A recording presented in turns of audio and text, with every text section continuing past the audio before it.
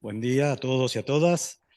Es un gusto. En realidad que estoy hablando como director del doctorado, no como director de la tesis doctoral de Diego Dukelski, papel que también cumplo y que me va a dar la oportunidad de hablar o decir algo al final de este acto, de este ritual, que se puede realizar especialmente por la presencia de los jurados. Muchísimas gracias a la doctora Silvina Zimmerman, a Jorge Douglas y a Alejandro Medici.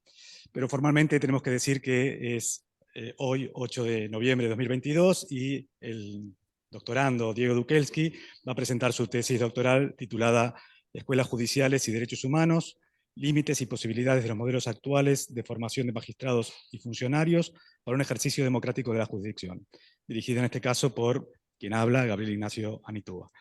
Hemos dicho tiene 35 o 40 minutos máximo para exponer el doctorando, y después va a haber una ronda de preguntas que pueden remitir al dictamen o indicar alguna otra cuestión que les haya generado la exposición oral, y después tenés unos minutos para dar una respuesta global o individualizada, como quieras. Adelante. Bueno, muchas gracias, director, doble director. En este caso ya puse el cronómetro para evitar excederme, cosa que me pasa habitualmente, a veces en tiempo, a veces en contenido. La verdad que lo primero que tengo que hacer, aun cuando se vaya algún minuto, es agradecer profundamente a todos aquellos y aquellas que están presentes acá y que hicieron posible llevar adelante esta defensa. Sé que han trabajado en tiempo récord, en contrarreloj, para hacer sus dictámenes, para evaluar la tesis, desde el punto de vista administrativo, tanto Laura como Joaquín, para hacer posible esta defensa. Y eso es particularmente significativo. No puedo dejar de señalar también que hay una serie de agradecimientos extra que uno tiene que hacer cuando lleva adelante un proceso que llevó años, ¿no? Y en ese sentido, una de las principales dificultades, y por ahí me gustaría empezar, una de las principales dificultades que uno tiene cuando va a hablar de algo en lo que además se desempeña hace mucho tiempo, es que va a decir cosas feas sobre gente a la que ve todos los días, ¿no? Y en ese sentido me parece que me gustaría que quede claro que obviamente uno no hace ningún tipo de reproche moral al que hace ciertas cosas porque es parte de una cultura y de una tradición y de ciertas prácticas, ¿no? Entonces eso es lo primero que quería dejar en claro. Lo segundo que quería señalar para empezar es un poco el por qué estoy acá en la Universidad Nacional de Lanús llevando adelante esta defensa de tesis. Y en ese sentido, Joaquín, te voy a pedir si podemos pasar a la primera diapositiva propiamente dicha. La verdad que acá hay una decisión político-estratégica, ¿no? En cuanto a dónde realizar mi tesis doctoral, que tiene que ver con la propuesta de la propia Universidad de Lanús. Estoy mirando para allá porque ahí están las filminas. Si pasamos a la siguiente, vamos a ver que, no sé si ustedes están viendo también las filminas, creo que sí. La siguiente filmina es la que explica un poco qué estamos haciendo acá, que es el perfil y la particularidad que tiene el programa de doctorado, del doctorado en Derechos Humanos de la Universidad Nacional de Lanús, que claramente va en línea con lo que en términos teóricos también venimos sosteniendo hace mucho tiempo quienes sostenemos posturas críticas, que es poner en tensión la distinción entre un mundo académico formal que produce solo academia para los académicos o aquellos que creemos que nuestro accionar académico tiene que tener un anclaje en la vida social, en la realidad, y que no busca simplemente un documento que posiblemente nunca más nadie lea o que lean unos pocos expertos, sino que buscamos tener algún impacto directo en la defensa de los derechos humanos. Y en ese sentido, tras haber buscado bastante tiempo un lugar que me cobijara, encontré hace como 8 años atrás, lamentablemente ya pasó todo ese tiempo, el doctorado en Derechos Humanos en Lanús, que como ustedes ven, lo que piensa es brindar herramientas con problemáticas específicas que tengan que ver con el campo de los derechos humanos, pero desde una perspectiva interdisciplinaria y, lo que más me gustó, flexible, ¿no? Y permite aplicar el enfoque de derechos humanos, como dice expresamente, en los campos profesionales y académicos de incumbencia. Me parece que esto fue determinante a la hora de decidirme a hacer algo que, como ustedes saben, era mucho más fácil haber hecho hace 25 años. No puedo dejar de recordar en este acto a Carlos Cárcova, que fue mi maestro y a quien perdimos hace poco tiempo, y que hace exactamente 25 años, cuando él también defendió su tesis doctoral de grande, a más de los 50 como yo, me dijo: Diego, esto lo tenés que hacer enseguida, porque cuanto más pasa el tiempo es más difícil. ¿No? Y efectivamente tenía razón. Y para mí pasó eso, pasó mucho tiempo entre que me decidí, y como ustedes ven, pude terminar esta tesis.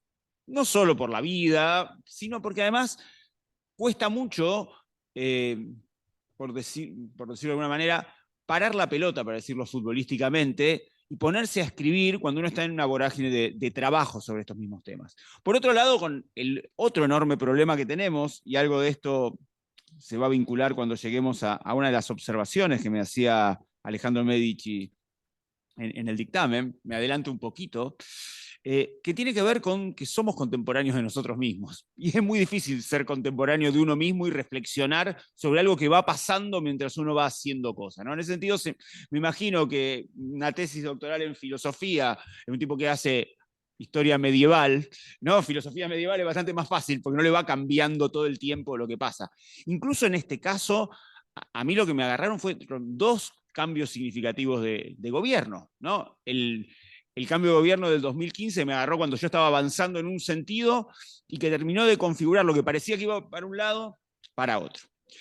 Si pasamos a la siguiente filmina, me pareció que mejor que contar el contenido de la tesis, que ustedes ya leyeron y leyeron detenidamente y me honraron con un muy generoso dictamen, me pareció más interesante ver si yo logré lo que me había planteado, ¿no? El capítulo inicial apunta precisamente a objetivos, hipótesis y demás, y me pareció que lo mejor que podíamos hacer era tratar de cotejar si lo que me había propuesto de alguna manera se consiguió.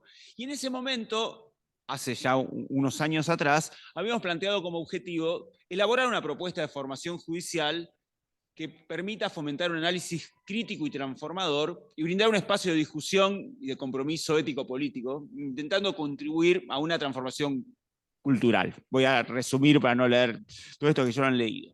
Y por otro lado, el objetivo general, analizar cómo el modo de constitución de los sistemas jurídicos en América Latina generó un sentido común dominante de matriz formalista, normativista, autoritario, y que más allá del rol transformador que en algunas ocasiones ejerció el Poder Judicial, reprodujo mayoritariamente esas prácticas como resultado de un modelo de formación de operadores que se presenta como técnico, neutral y apolítico. Y acá me parece que está el eje, si se quiere, del problema. El problema de cómo se constituyen lo que podríamos llamar la cultura jurídica. Obviamente, ninguna cultura, si es que existe algo así como la cultura jurídica, se constituye de un modo unitario y homogéneo, y hay tensiones, hay contradicciones, hay espacios de resistencia. Pero lo que advierto es que esta idea del juez como un tipo que simplemente va y hace su trabajo y aplica ciertas técnicas y mecanismos, sigue bastante vigente. Alicia Ruiz, ustedes habrán visto la cita, hace un paralelismo muy interesante entre los magistrados y las mujeres en la historia, ¿no? Ese rol de conservadores de lo establecido. Las mujeres que en sus cocinas alimentaban a sus maridos que hacían, no, que hacían las guerras, que reproducían el capital, un modo de organización social. Y los jueces son bastante parecidos en ese sentido. No son conscientes de que vienen manteniendo un orden establecido durante mucho tiempo. Y pensaba incluso cómo se aprende a ser juez y cómo se aprendió durante siglos a ser mujer, ¿no? Está mi compañera en el público, y no sé si es muy técnico hacer una referencia a ella, pero ella siempre cuenta cómo aprendió a cocinar al lado de su abuela, ¿no? Y así como las mujeres durante años aprendieron a coser y a cocinar y a planchar al lado de sus abuelas y sus mamás, los jueces aprendieron a ser jueces al lado de otros jueces, que venían siendo jueces de antes y que aprendieron a ser jueces a través de otros jueces, y todo el tiempo como algo natural.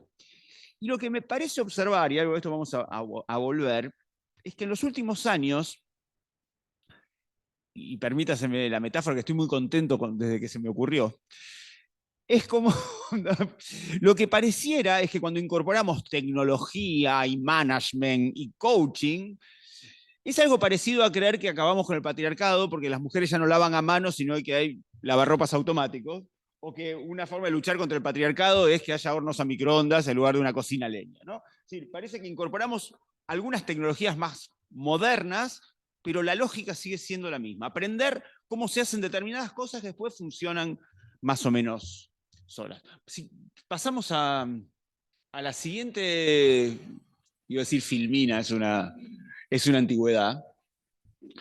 Una vez que vimos los objetivos, me pareció interesante trabajar las hipótesis. Antes de leer las hipótesis que ustedes ya han leído, pero para que quede constancia en este acto, algo que también me pareció interesante de este proyecto de doctorado y algo que expresamente me propuse en el trabajo, fue también poner en discusión que existe un modo único de hacer ciencia, sobre todo en el campo de las ciencias sociales, ¿no?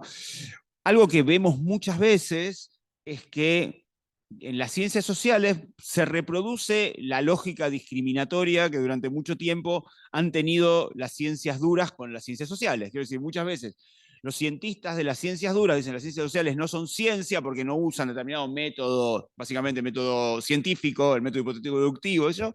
Y después vemos que se traspola esto muchas veces al campo de las ciencias sociales y pareciera que hay ciertos metodólogos de las ciencias sociales que exigen cierta forma única que hacer ciencia. Entonces, lo que tiene que dar claro es que cuando uno habla de hipótesis, o por lo menos esta es la visión que desde las posturas críticas lo tenemos, nunca una hipótesis de las ciencias sociales va a ser algo falsable en términos popperianos, ¿no? Y eso me parece que es importante que lo tengamos presente, porque esto implica, y acá me pongo, perdón, más en docente que en doctorando, uno ve que muchas veces los chicos más jóvenes se quedan enrollados en cuestiones de metodología tratando de que sus hipótesis tengan una formulación equivalente a la que tendría una formulación, ¿no?, para el desarrollo de una vacuna o una teoría sobre el espacio sideral y cosas por el estilo.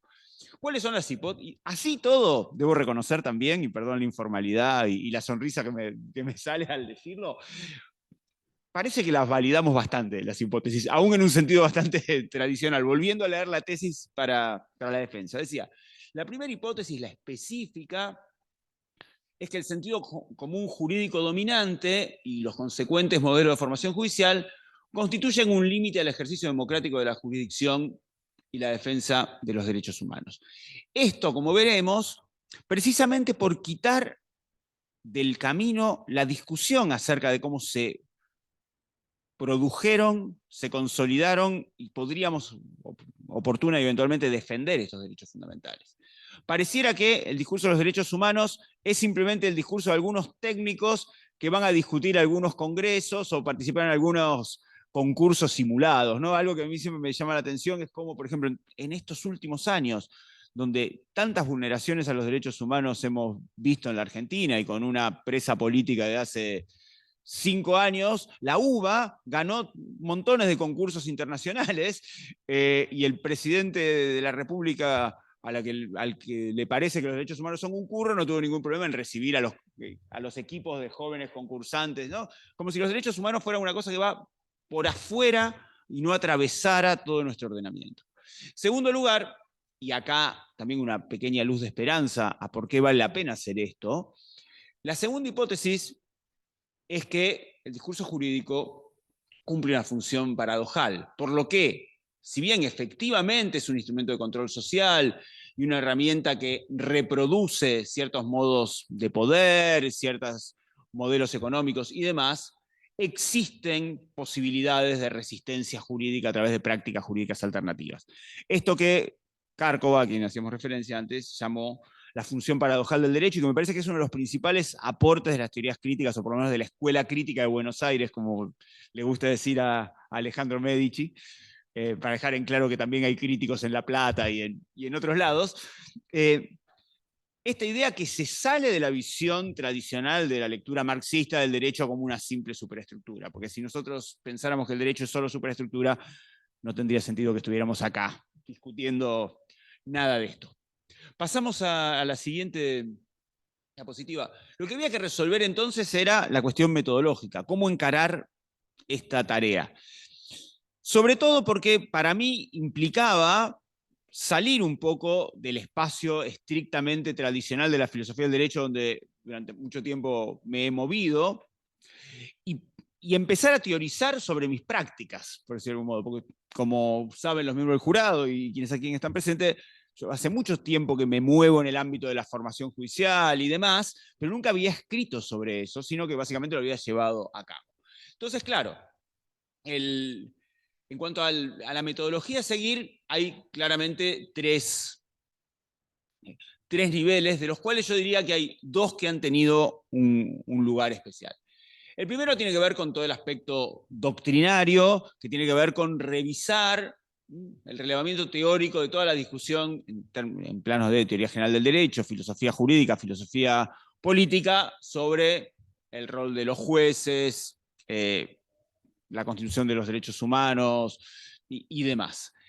El segundo, que ocupó un pedacito, yo diría, no llega a ser ni un sexto de la tesis, pero que me pareció importante, fue un relevamiento jurisprudencial, porque cuando entramos a hablar del papel que ha cumplido el derecho, el Poder Judicial en la Argentina, es interesante ver cómo las relaciones de poder y los momentos más o menos de ampliación democrática se vieron reflejados jurisprudencialmente, ¿no?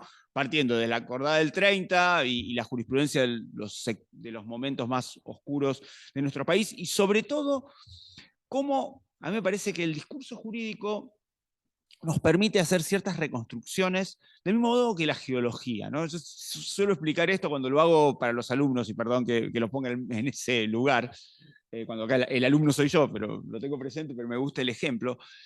Así como cuando uno va de vacaciones, no sé, a la Patagonia y de repente ve que en una montaña hay un caracol marino y uno dice, acá estuvo el mar en algún momento, ¿no? Bueno, lo mismo pasa con los fallos. Uno puede ver cómo la jurisprudencia de la Corte, los tribunales más importantes, en momentos de ampliación democrática reconocen unos derechos, en otros momentos de retracción otros, cómo no necesariamente hay además correlación entre lo normativo y lo jurisprudencial, por ejemplo. Y pensemos en el menemismo y en el neoliberalismo. ¿Cómo se da la paradoja de que incorporamos todos los tratados en materia de derechos humanos y al mismo tiempo la jurisprudencia de la Corte es profundamente restrictiva, por ejemplo? El plano normativo tiene que ver básicamente con cómo, a partir de la reforma constitucional del 94, al cambiar el sistema de selección de jueces, empiezan a tener relevancia la formación judicial, porque mientras que el modo de selección fue exclusivamente político, la gente necesitaba posgrados y escuelas judiciales para acceder a los cargos. Y en ese punto, me parece que donde más hay análisis normativo tiene que ver lo que se refiere tanto al análisis específico del Consejo de la Magistratura de la Nación como el de la provincia de Buenos Aires. Ahora vamos a hablar un poquito de esa selección, que tiene que ver con el lugar asignado a las escuelas judiciales para los concursos. Y finalmente, el análisis documental, que debo confesarlo, lo sabe mi director, porque yo me iba quejando todo el tiempo, reconozco que es la parte más tediosa de lectura, más densa, más áspera, más aburrida, si se quiere, pero que constituye el cuerpo bajo análisis y que lamentablemente hubo que hacer.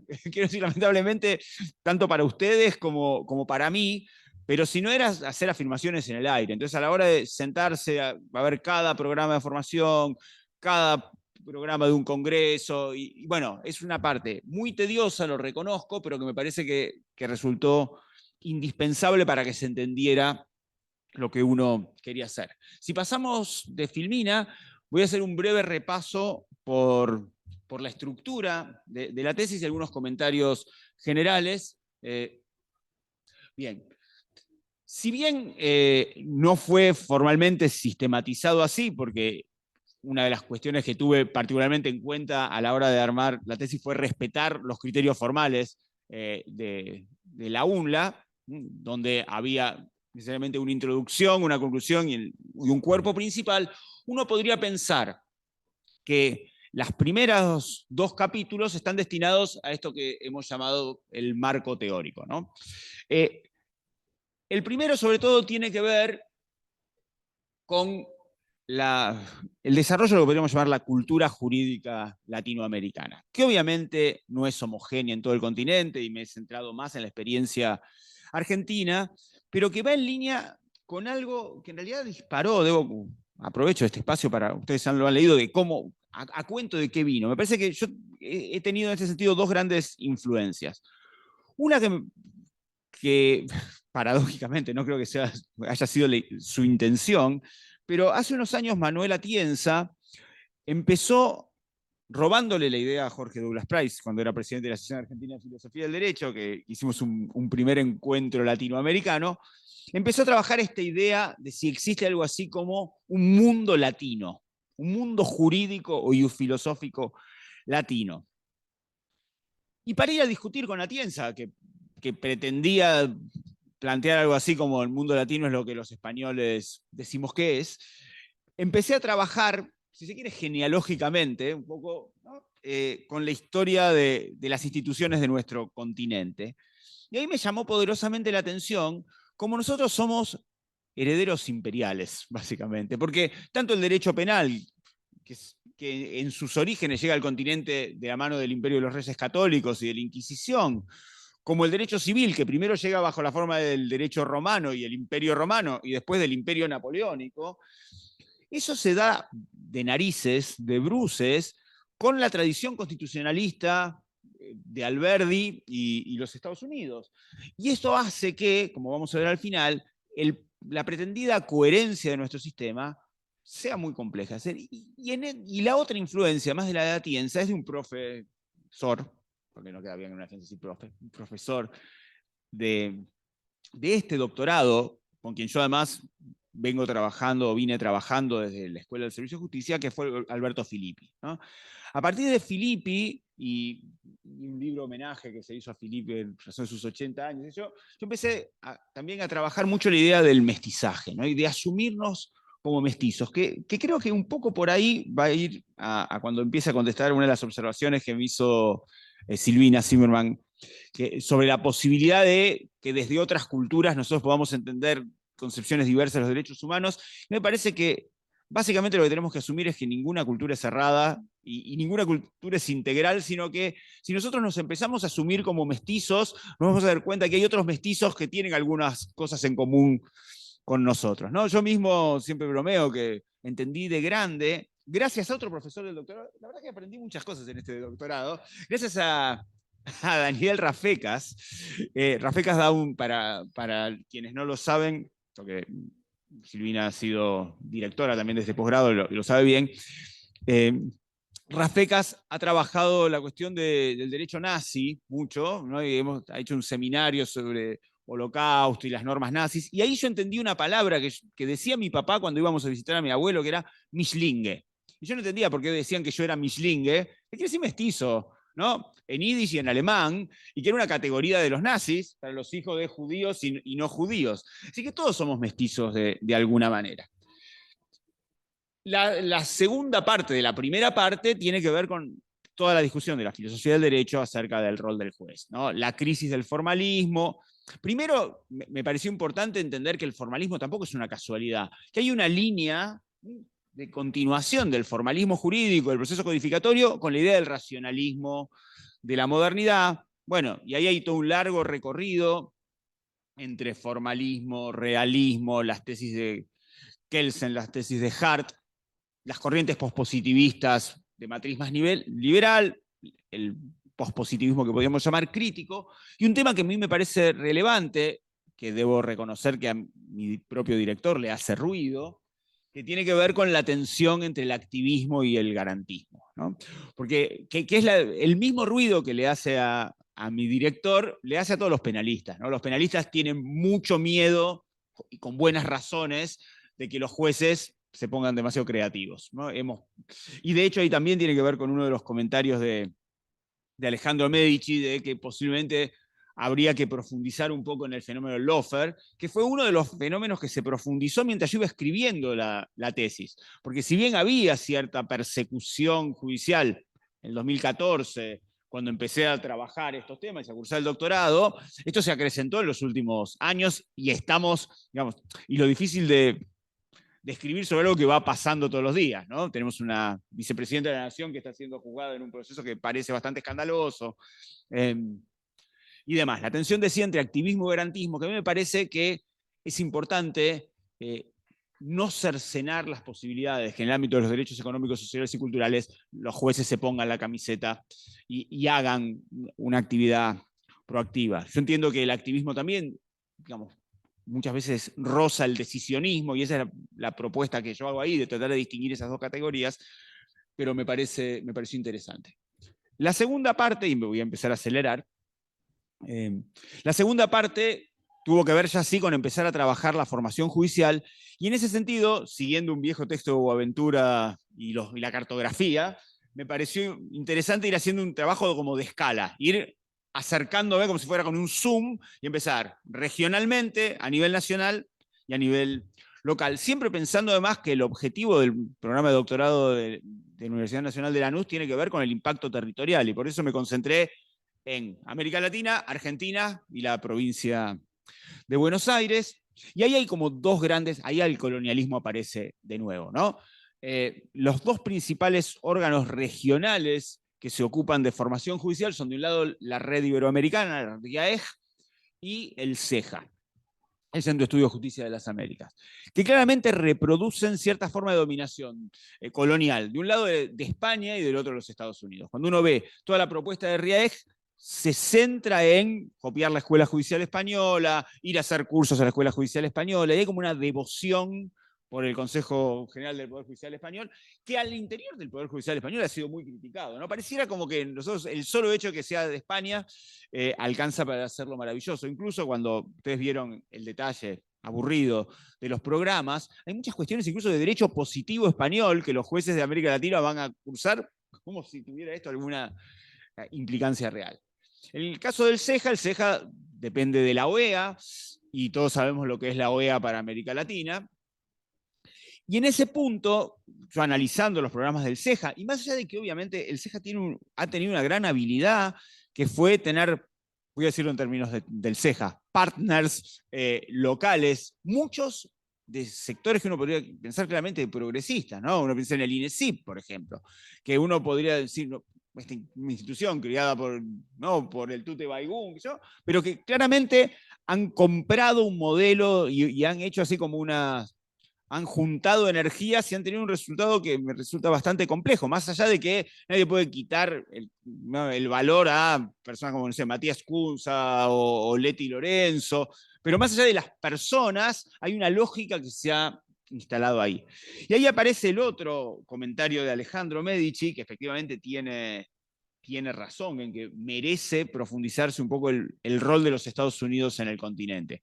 Yo dudé en poner ese apartado, pero no me quería quedar con las ganas de decirlo, ¿no? De señalar algunos de los vínculos de la Embajada de los Estados Unidos con los operadores jurídicos locales, y cómo esto pasó después de presentar la tesis. Mi director me mandó una noticia, cómo sigue pasando, que siguen promoviendo ese modelo de formación, aún con un gobierno de signo contrario al anterior, ¿no? Lo que ha logrado ese modelo desde la embajada, de bajar líneas acerca de persecución penal, lavado de activos, ¿no? Todo un modelo que además tiene la paradoja, y esto me parece que es muy importante, y no voy a entrar mucho en detalle de lo de más adelante, que al mismo tiempo que desde esos lugares se fomentan unidades comunes, centros especializados, por ejemplo, áreas especializadas de gestión, que los jueces no tengan que llevar a cabo tareas de management, cosas por el estilo, cuando bajan la formación específica, ponen un montón de eso. Entonces,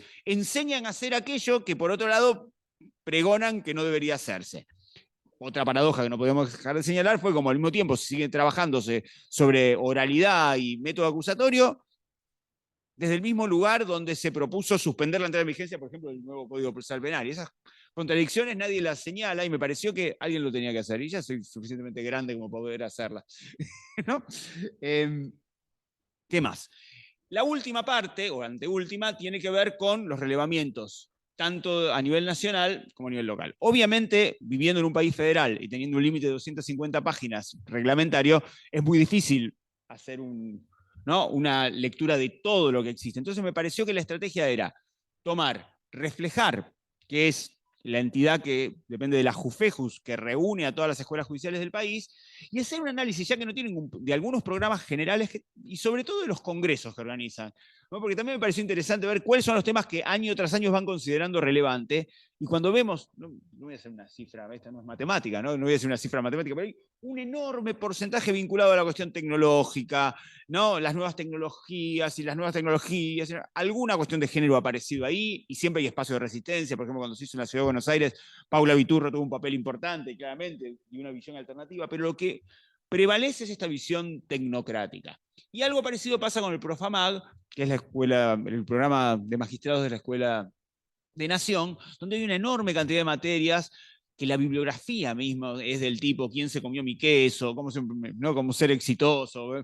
¿Sí? Toda esa cuestión bajada de lo empresarial a lo judicial. La Escuela de la Provincia de Buenos Aires, que es la que directamente atañe al territorio de la Universidad Nacional de Lanús, no es tan, yo diría que es un poquito menos grave la situación, pero no tanto, ¿no? Porque sigue prevaleciendo, por ejemplo, todo lo vinculado a argumentación jurídica, muy ligada a Atienza, a Lexi, teoría de la argumentación, una lectura posible de la argumentación, claramente europea, en algunos casos más eurocéntrica, otra más anglocéntrica, pero siempre presente. Un importante lugar a algunas cuestiones vinculadas muy a las pericias, por ejemplo, mucho lugar para pericia psicológica, para la cuestión de la medicina, que obviamente es importante que los jueces tengan una visión interdisciplinaria, pero no me parece que vaya a la par de otro tipo de discusiones que no se dan. Por supuesto, como siempre, hay lugar para resistencias, sobre todo a partir del último cambio de autoridades desde la escuela de provincia. Es interesante porque empezaron a aparecer algunas pequeños actos de terrorismo que me parecen muy interesantes. Uno llevado por alguien también vinculado a este doctorado, aunque no es docente oficial, suele estar invitada, Leticia Barrera, por ejemplo, que ha participado del seminario de Sofía Tiscornia y demás. De hecho, yo creo que a Leticia la conocí primero acá que en otros ámbitos, como profe invitada. Leticia, por ejemplo, que muchos de ustedes la conocerán, es un claro ejemplo de cómo se puede hacer un uso alternativo del derecho al interior de una escuela judicial.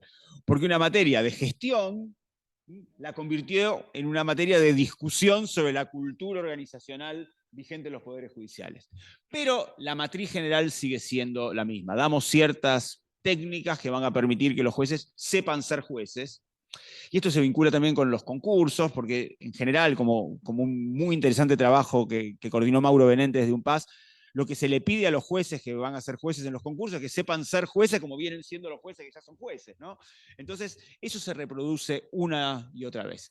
Si te parece, Joaquín, pasamos a la última o anteúltima diapositiva, anteúltima, donde yo hago referencia, me valí, no pasé, ahí pasó, a lo que yo consideré dos experiencias. Le puse la palabra inspirador porque seguro que en el CEJA le gustaría. Se usa mucho esa. No, en realidad fue porque eran innovadoras y después había una propuesta innovadora, entonces pronunciar innovador dos veces seguidos, que tiene que ver con dos diferentes ámbitos que mi vida profesional me permitió participar y que de algún modo, sin ser perfectos, ni mucho menos, lograron plantear algo distinto. Uno fue la Escuela del Servicio de Justicia, en ese proyecto luego abortado, pero que yo creo que fue, pese a lo breve, muy movilizante, y una pequeña diplomatura que hicimos en el Centro de Formación Judicial de la ciudad, bajo la dirección de Horacio Corti, en Filosofía Jurídica y Función Judicial, que muestran básicamente, y ustedes lo han leído y yo no quiero excederme en el tiempo, que muestran que es posible dirigirse a los futuros magistrados con una propuesta alternativa. Sobre todo, teniendo en cuenta que podemos discutir los fundamentos de lo que se está haciendo. Me parece que el gran problema de nuestros operadores es que son como el hombre que hablaba en prosa sin saberlo, ¿no? Entonces, cuando uno muestra qué es lo que hay detrás de la actividad cotidiana, a la gente realmente, y yo sé que suena poco académico esta expresión, pero teniendo en cuenta la musicalización de fondo, no, puedo salir un poco de lo tradicional. Mi experiencia personal, y bueno, Silvina Zimmerman ha sido parte de eso, es que la gente lo que dice es, me abrieron la cabeza, ¿no? una propuesta alternativa en un ámbito de gente con cabezas cerradas lo que hace en general, contrariamente a lo que uno podría presuponer, que es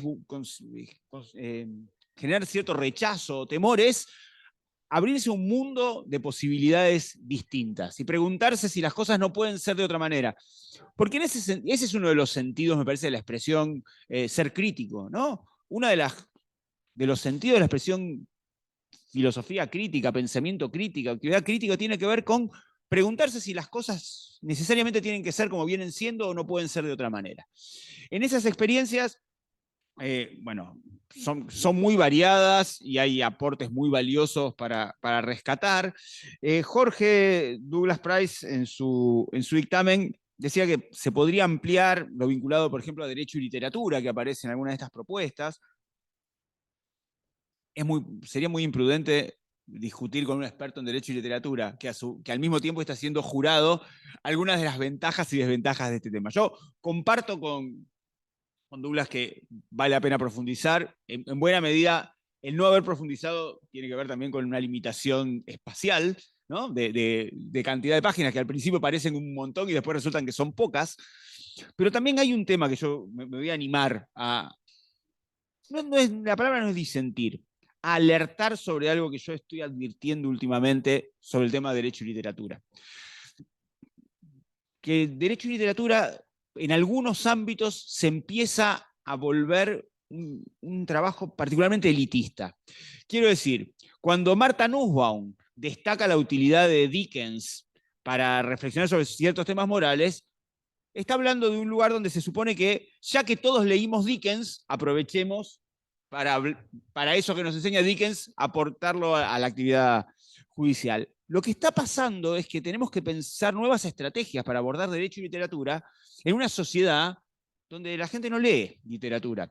¿Y qué es lo que está pasando? Que a medida que nosotros nos ponemos viejos, también se ponen viejos los aspirantes a magistrados, por ejemplo. O mejor dicho, nosotros nos ponemos viejos más que ellos. Entonces, por ejemplo, ahora en las escuelas judiciales donde yo doy clase, la mayoría de los alumnos tienen 30 años, no 50 o 45. Y ya son de una generación que han leído poca de esa literatura clásica que en general los estudios de Derecho y Literatura abordan. Entonces, me parece que tenemos que pensar estrategias para que no se vuelva un obstáculo lo que se pensaba como un puente, ¿no? Si yo, además de entender ciertas cuestiones, tengo que ponerme a estudiar algo nuevo, tenemos que repensar estrategias, no porque no sea importante, sino que lo que no podemos dar por sentado es que todo el mundo sepa quién es, no sé, Macbeth, porque hay un montón de gente que nunca oyó hablar de ella. Hecha esta salvedad, tomo la observación de Douglas. Vamos al final para cumplir con los 40 máximos. Yo estoy tomándome los 5 de gracia. El trabajo termina con una suerte de decálogo.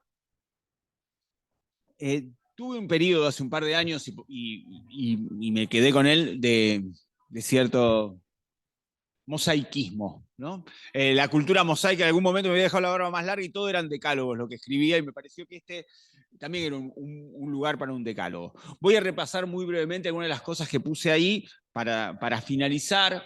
Lo primero tiene que ver con esto que venimos charlando desde el primer momento, ¿no? Discutir la neutralidad del saber. En ningún ámbito, y mucho menos en el ámbito de las ciencias sociales, y mucho menos en el ámbito de la formación de los jueces, podemos pensar que el conocimiento es neutral. Por eso también, es lo que señalaba recién, advertimos que ha habido un paso de la educación bancaria normativista a ciertas habilidades. Ahora todo el tiempo se habla, ¿no? Capacidades, habilidades. Es una discusión que yo tengo profesionalmente, que ustedes saben, soy asesor del Centro de Formación Judicial, que por ejemplo a los profesores los llaman siempre capacitadores. Y yo digo, yo no sé si le estoy brindando a alguien una capacidad para hacer algo. Yo quiero que piensen ciertas cosas. La naturalización de las áreas de conocimiento es otro tema. Seguimos reproduciendo derecho público, derecho privado, especialidades que ya no responden a las realidades de nuestros tiempos y mucho menos a la satisfacción plena de los derechos humanos.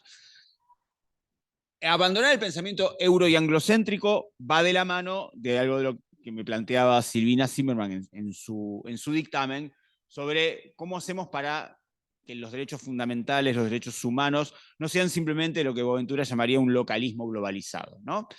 Yo creo que lo que tenemos que explorar es, como decía, me parece que que el reconocimiento de nuestros diversos mestizajes nos pueden dar la posibilidad de acercarnos a otras formas de ver el mundo. Y eso va a tener que ver también con el punto 9, con el alejamiento de la realidad social. Cuando nosotros nos acercamos a la realidad, vamos a darnos cuenta que la realidad es mucho más compleja y diversa de lo que aparece en los libros. El otro tema, y me acelero, el tema de la escala. Hago referencia básicamente que acá también hay un problema para repensar los derechos humanos. Los derechos humanos han sido pensados históricamente, así nacieron, ¿no?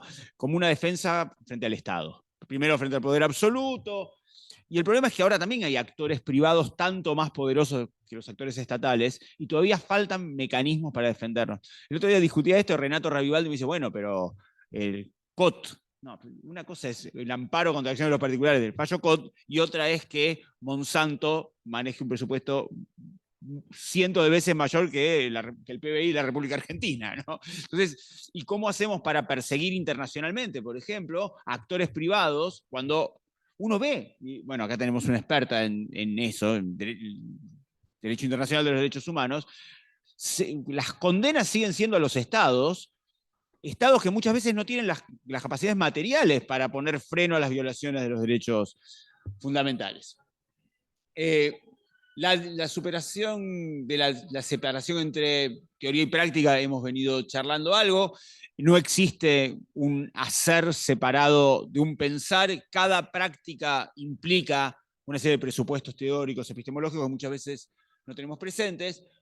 La idea de la respuesta correcta que vuelve una y otra vez, porque en el mundo de la filosofía del derecho, sobre todo, todos abandonamos el formalismo, pero después aparecen nuevas fórmulas. El juez Hércules de Dworkin va a encontrar la respuesta correcta. Alexi y su fórmula de peso va a permitir ponderar en forma exacta y siempre seguimos pensando que conociendo algún mecanismo, nos leemos 3 libros de Atienza, uno de Alexi o 3 de Dworkin, vamos a lograr que la respuesta sea la que ya venía preestablecida por el sistema jurídico como si no hubiera una construcción social. Y esto va de la mano también con la pretensión de coherencia y sistematicidad de lo que hablábamos cuando hablamos del origen de nuestras culturas jurídicas. Culturas jurídicas con orígenes diversos, logros de distintos momentos históricos, hacen que la coherencia sea un ejercicio que se da en cada caso concreto y en base a ciertas decisiones políticas e ideológicas. El alejamiento de la realidad social implica básicamente esta idea de pensar que los magistrados también tienen que saber historia, tienen que saber economía, tienen que saber teoría política, teoría aplicada, no simplemente teoría, no repetir lo que dijeron algunos autores. Y finalmente, lo que yo ahí llamé terminar con la negación de la historia y de la sangre. Este decálogo tiene una versión, si se quiere, sensacionalista, que no iba a ser para ustedes, que es para el público masivo, y que ahí lleva una foto de una escena de Pulp Fiction, ¿no? Donde están dos fotos en realidad. Una, la de Travolta y Samuel Jackson bañados en sangre dentro del auto después de que se les escapa el tiro, y la otra después de que pasa Harvey Keitel y limpia la sangre, ¿no? Y en realidad lo que yo creo es que los juristas se han encargado de limpiar la sangre de los libros de derecho, pero nosotros no podemos entender los derechos si no entendemos los conflictos. Esos conflictos a veces son legales, a veces son ilegales, a veces son todo dentro del sistema, a veces son afuera, a veces son en el Parlamento, a veces son en los tribunales, a veces son en las calles. Y en la medida que no entendamos esto, no vamos a poder formar operadores que entiendan qué están manejando. Así que sin más, pasamos a la última, que dice, muchas gracias. Me pasé 2 minutos, perdón.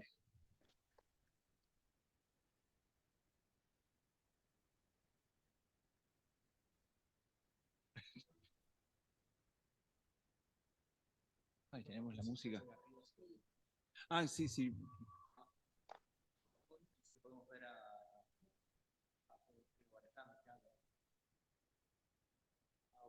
Ahí.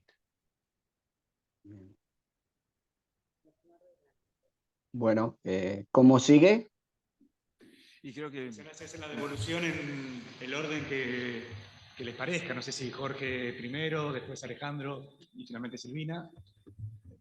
Sí. ¿Preguntas o...? Bueno, como quieran. ¿Empezás vos, Alejandro? Sí, buenas tardes, ¿qué tal? Con mucho gusto, claro. Bueno, La verdad que muchas de las observaciones que tenía pensado conversar con ustedes acá y que están también en el dictamen escrito, ya Diego se encargó un poco de presentarlas y asumirlas en su exposición, así que simplemente para no dilatar demasiado, voy a sintetizar un poco mi evaluación sobre este trabajo de tesis doctoral, esta investigación doctoral que presenta Diego. A mí me parece que es una tesis que aborda un problema fundamental y urgente, dado el contexto que estamos viviendo de deslegitimación de la función judicial, envilecimiento, banalización de la importancia que tiene un servicio de justicia para una sociedad democrática. Y en ese sentido me parece que el problema, el foco de la investigación doctoral va al nervio, a uno de los pilares básicos para comprender este proceso que estamos viviendo, que es la forma en que se educan, se forman quienes tienen que ejercer la función judicial. Así que me parece en ese sentido un tema fundamental y que además presenta, digamos, una vinculación con el trabajo profesional y docente que viene desarrollando Diego Dukelski desde hace muchísimos años y en los que cumple un papel destacado e importante. Pero, digamos, no se limita simplemente a una descripción de contenidos y de funciones que toca desempeñar en esa tarea de la educación de los jueces, sino que lo hace desde un punto de vista reflexivo del campo de práctica en general y de su propia práctica. Y una cuestión que para mí no es menor y que es importante en mi evaluación es que lo hace desde una perspectiva crítica, lo cual no es común en este tipo de investigaciones de tipo doctoral a este nivel, y lo hace con un nivel de conocimiento, de complejidad que tiene que ver con la pretensión de obtener el título de doctor, ¿no? Con el nivel de reflexividad y complejidad que una tesis doctoral demanda. Pero además, a mí me parece que, claro, ha tenido el límite espacial de 250 páginas. La tesis da de sí mucho cuando la crítica no se limita a ser una crítica dentro del ámbito de contenidos, de la educación de los jueces, sino que lo hace partiendo de un contexto y en ese contexto adjetiva de alguna forma el rol histórico del Poder Judicial y del tipo de educación a través del cual se forman los jueces como lastrado por un pasado y en alguna medida un presente de colonialidad, diría yo, ¿no? De colonial, o yo lo diría más específicamente de colonialidad, del saber, del poder. Tema que es muy novedoso en el campo de las ciencias jurídicas, que en esto van un poco a la saga del giro descolonizador de las ciencias sociales, y por eso me parece que seguramente el desarrollo que haga para publicación, para seguir reflexionando sobre esto, Diego va a dar de sí en este aspecto mucho más que el límite de las 250 páginas que le impone la formalidad, bueno, de la presentación de un producto en el marco de esta investigación doctoral. Pero es muy importante esta coherencia, porque el pensamiento crítico no es un pensamiento crítico en abstracto, no es apenas en el derecho coleccionar teorías críticas para ver cuáles de ellas son más radicales o comparar este tipo de cuestiones en general, sino que el pensamiento crítico debe ser siempre un pensamiento situado, un pensamiento que se hace cargo de las exigencias históricas, de las exigencias, ¿por qué no decirlo?, políticas, no en un sentido partidario, sino en la dimensión de politicidad que tiene el derecho y que tiene también el ejercicio de la función judicial en sociedades desiguales como las nuestras, ¿no? Como la nuestra. Entonces me parece que eso es también un punto muy, muy importante y que está claramente argumentado y desarrollado en la tesis, ¿no? Cuando se desarrolla esta línea de consideración crítica de las prácticas y los contenidos del RIAEJ o del CEJA en la formación y su influencia en la formación de sectores o grupos o conjuntos de operadores relevantes en las prácticas de educación jurídica en el Poder Judicial y por lo tanto en el ejercicio del Poder Judicial. Pero bueno, además me parece que no se limita a construir un gran diagnóstico acerca de la cuestión, sino que la tesis tiene un contenido que va determinando aspectos, ¿no? A mí me gusta mucho esta idea de que hoy, no es que me gusta, sino digo, me gusta que se haga resaltar o que se resalte, que se registre, que se tenga noticia de que hoy la gestión de organizaciones que deriva de la hegemonía como práctica de unidad social, de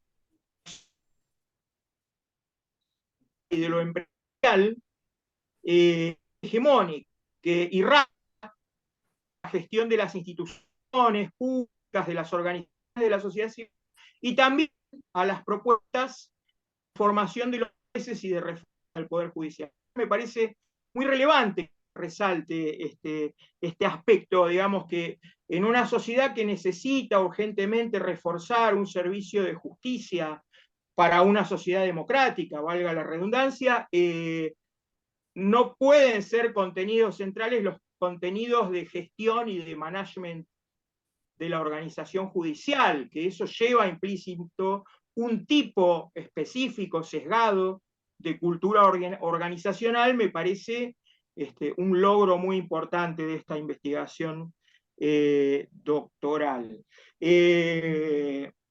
Pero bueno, no queda esto en un diagnóstico crítico, porque el análisis por la experiencia, digamos, de vida de Diego en el trabajo sobre el cual él está reflexionando, se detiene también en los ámbitos, a valorizar los ámbitos de resistencia, como él dice, y las excepciones y las experiencias que han dado insumos básicos para pensar para adelante la formación de los jueces, y termina con una propuesta que es este decálogo, que a mí me parece que da mucho de sí, que va a ser objeto seguramente de desarrollo en el trabajo de Diego, que vamos a estar esperando ansiosamente para poder compartirlo y conversarlo. Así que no se limita apenas a hacer un diagnóstico crítico, sino que tiene un contenido propositivo que da de sí insumos muy importantes para pensar una necesaria reforma de la formación de los jueces en aspectos relevantes que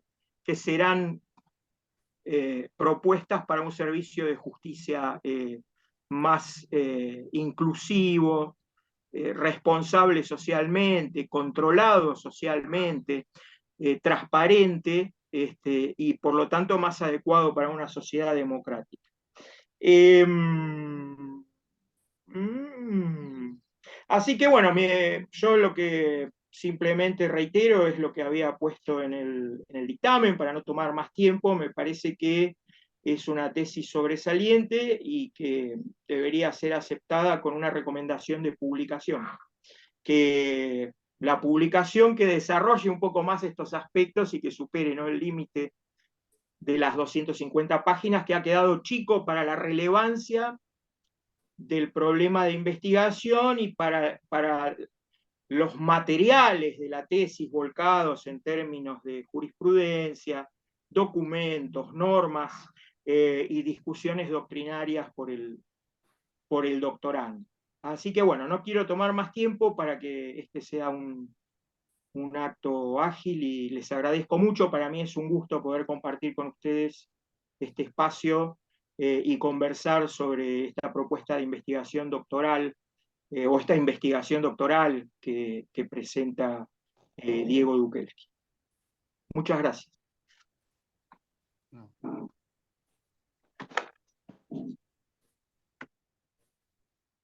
Bueno, ¿continúo yo entonces ahora? Bien, ante todo también deseo expresar mi orgullo y mi satisfacción por haber sido nominado para integrar este tribunal.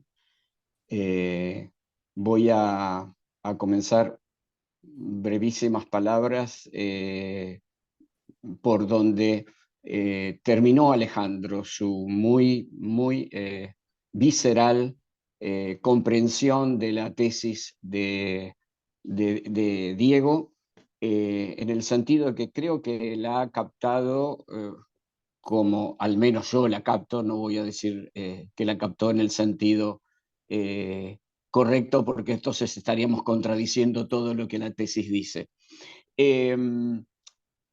Quiero manifestar que la tesis tiene por sobre todas sus virtudes una que que pertenece a la forma expositiva de Diego Dukelski, que es su gran claridad, su gran coherencia. Es decir, no hay en la presentación de la tesis una, digamos, una forma de presentación discursiva que tenga que llevar al lector a recursos extraños a él para comprenderla. Aún sí, el altísimo nivel que opera como, digamos, como respaldo cultural de la misma, se expone a cada instante, a cada paso de la tesis en sus distintos niveles y en sus distintas capas, hasta en la forma en que Dukelski se refiere con humor ácido a las circunstancias que está describiendo. A mí la tesis me parece una enorme contribución, tal como lo ha dicho Alejandro recién, a un problema visceral, se me ha quedado prendido el adjetivo, de la constitución del Estado democrático. La cuestión del funcionamiento del Poder Judicial como uno de los artífices y jalones de ese Estado, realmente es una cuestión que no ha sido puesta en crisis como esta tesis lo propone. Y este me parece su principal valor, el valor a destacar, que hasta donde uno puede conocer justamente, y como lo ha expuesto el propio doctorando, coincide con la perspectiva del doctorado de la Universidad de Lanús, en donde él ha cursado los estudios y donde ha desarrollado la tesis. De modo que, dicho esto sobre la importancia y el interés del tema en discusión, hay poco que agregar. Me pasa lo mismo que en el caso de Alejandro, sobre alguna petición acerca de algún tema como uno al que soy afín, que es el de Derecho y Literatura, también se ha anticipado a responderlo. Tengo que decir al respecto que comparto con él la visión de que se puede, como ocurre con toda innovación teórica, como ocurre con toda, digamos, alternativa política, corre los riesgos de esclerosamiento, y esto se puede observar en algunos casos, aunque me permitiría, por supuesto, fuera de este marco, insistir en la posibilidad de la propuesta. Por otra parte, debo señalar que la completitud la actualidad y digamos, y la propiedad de la bibliografía utilizada, digamos, le dotan a la tesis de un valor adicional, o como diría, o como ha dicho recién Alejandro, de el valor necesario que toda tesis de este grado o de doctorado debiera tener. No quiero repetir cosas ya dichas en el dictamen escrito, como la propiedad de la estructura y la definición de objetivos generales y específicos, o de la estructura metodológica, lo propio sobre el marco conceptual. Me parece que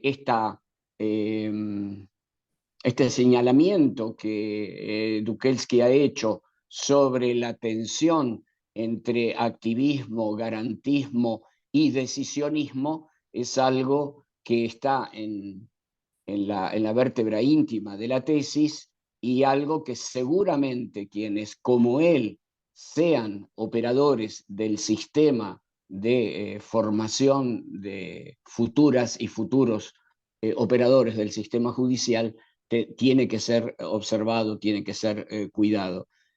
Así como me quedó en mente una cita que él hace de una gran profesora de la Universidad de Rosario, gran amiga y colega de la Asociación Argentina de Filosofía del Derecho, Lucía Seff, donde ella pone de manifiesto la, la ausencia de formación en ciertas áreas que las y los juristas debieran poseer para ejercer estas funciones, como por ejemplo los terrenos de la psicología o del psicoanálisis, ¿no? Es decir, que los operadores y las operadoras del derecho actúen en campos en donde continuamente se hace referencia a conceptos de género psicológico sin conocerlos, sin comprenderlos, y actuar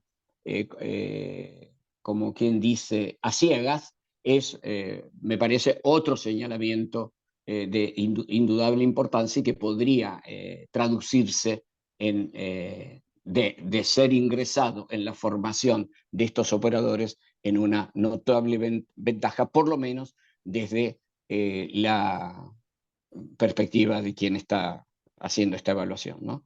Así que, nuevamente, como dijera, en la evaluación, la profundidad, la originalidad, el potencial heurístico de las discusiones teóricas que desarrolla Dukelski son extremadamente relevantes y tienen el potencial de... nunca sabemos cuándo una obra va a tener éxito en eso que el propio Carco a tanto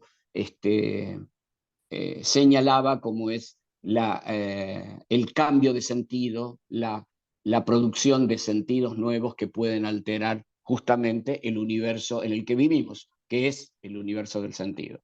Así que con esto yo prácticamente acabo mi reflexión y mi evaluación, y me sumo a la propuesta de Alejandro de otorgar a la tesis la valoración más alta que conceda la universidad o que permita el reglamento de la universidad, y recomendar su publicación.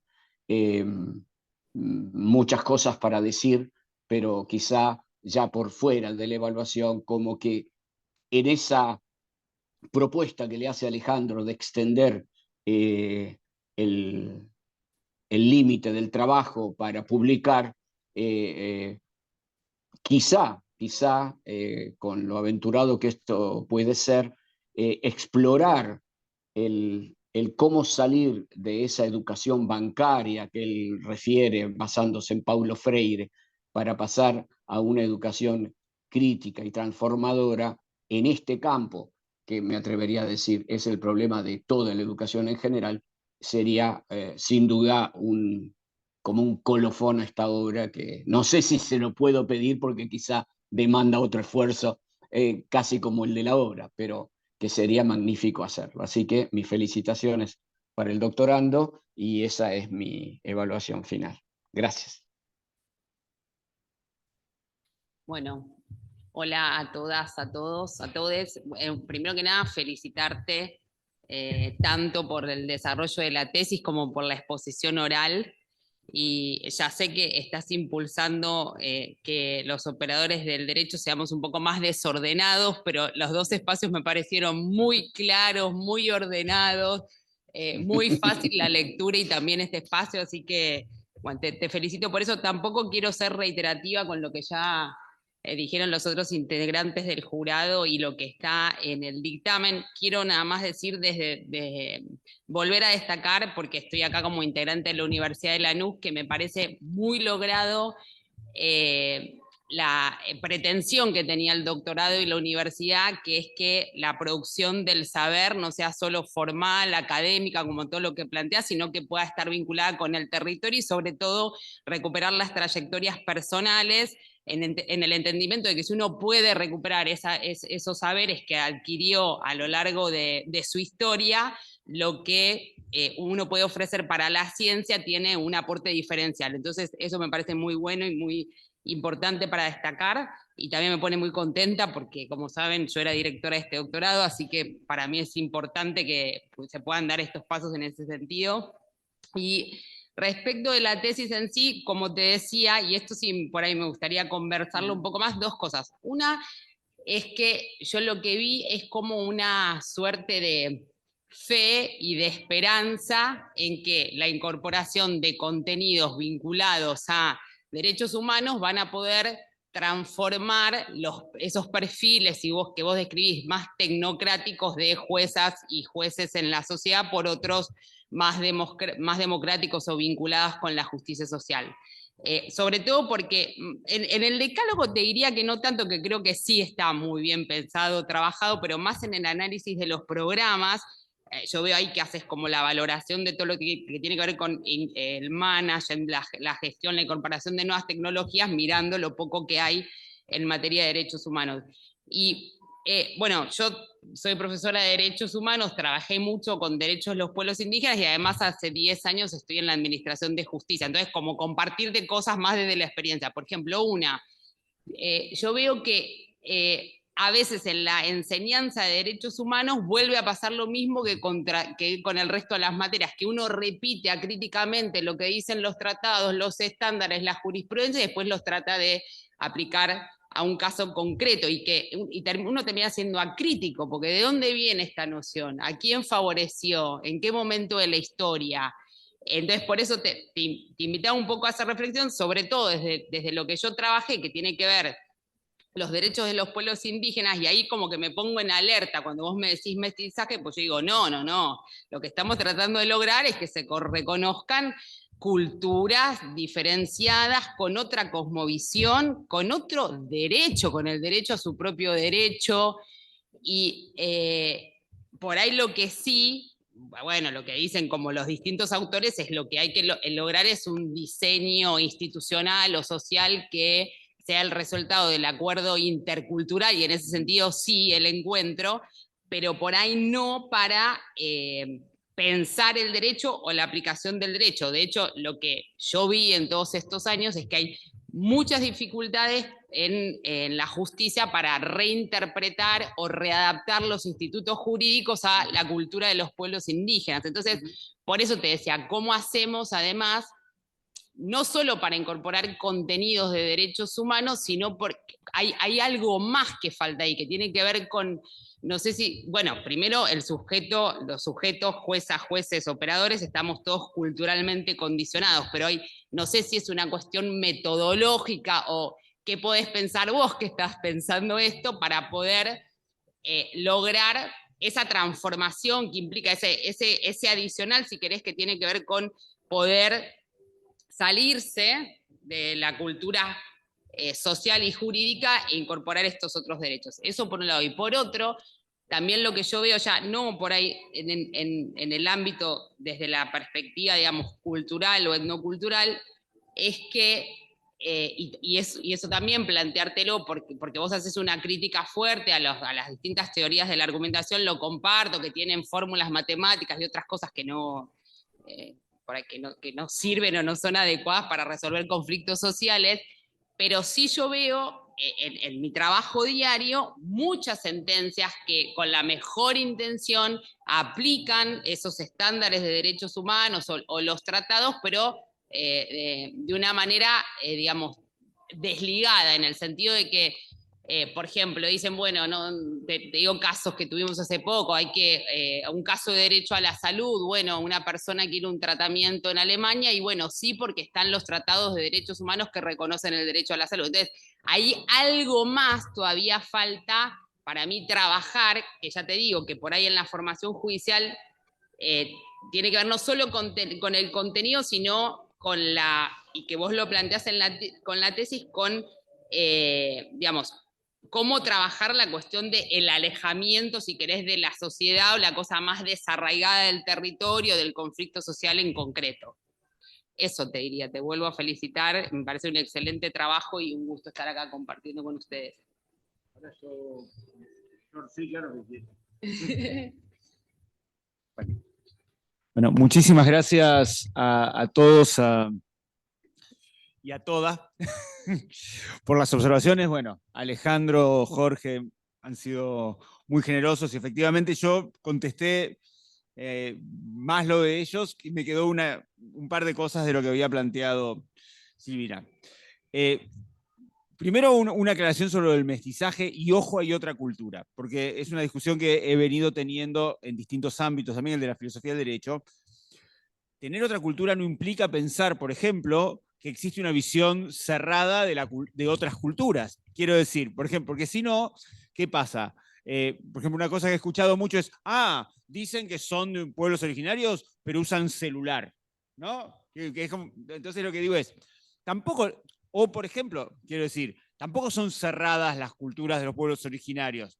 Porque si no, no habría lugar, por ejemplo, no sé, vuelvo a hacer referencia a mi compañera que no debería, pero mi compañera tiene una amiga lideresa de una comunidad originaria. Y claramente durante mucho tiempo fueron solo los hombres, ¿no? Entonces, pero claro, el otro día me encuentro con un profesor de la Universidad Nacional del Nordeste que viene a explicar que no se puede hablar de género en los Emboá guaraní porque ahí la naturaleza determina lo que debe hacer cada uno. Dice, no, miren, también esos pueblos pueden cambiar. El asunto es que no cambien porque se lo decimos nosotros, ¿no? Entonces, la referencia al mestizaje tiene, digamos, esa incompletitud de la que habla Boaventura de toda cultura, es de toda cultura, porque si no parece que nosotros inventamos un modelo de pueblo originario o el que sea, inmóvil, ahí no podrían, ¿no? Entonces un inglés no podría comer sushi porque dejaría de ser inglés y un guaraní no podría usar gin.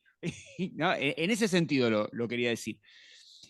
Obviamente hay un límite en el ponerse en el lugar del otro, que a mí me parece que se revierte en la medida en que uno conoce la existencia del otro. Entonces, por ejemplo, materias como las que daban ustedes con Víctor Abramovich, les explico, en la escuela, o materias como la de Filippi, que es una reconstrucción del origen de nuestros derechos, ayuda, obviamente no va a dar un resultado matemático, claro, no podemos traspolar la cabeza. Después hay que pensar también en instituciones, la figura del intérprete intercultural, por ejemplo, no solo el intérprete oral, ¿no? Que dar lugar a la interdisciplina en el trabajo judicial y demás.